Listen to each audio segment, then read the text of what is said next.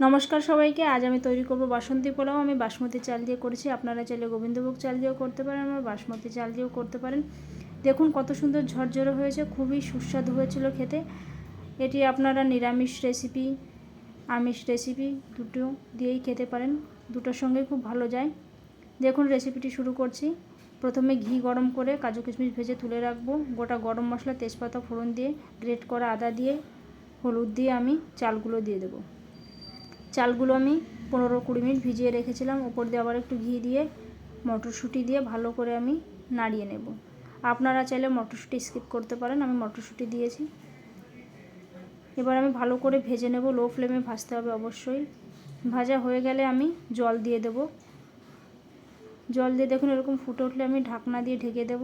এবার আমি আবার মিক্স করে নিচ্ছি। নিচে কিন্তু হালকা জল আছে। এবার আমি আবারও ঢেকে দেব।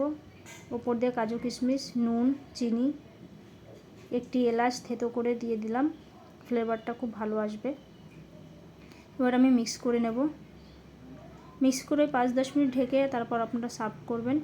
দেখুন কত সুন্দর ঝরঝরে হয়েছে, কি বলবো, খুব সুন্দর। মাংসের সঙ্গে তো খুবই ভালো লাগবে খেতে। ধন্যবাদ সবাইকে। প্লিজ আমার চ্যানেলটি সাবস্ক্রাইব করবেন, আমার পাশে থাকবেন। নমস্কার।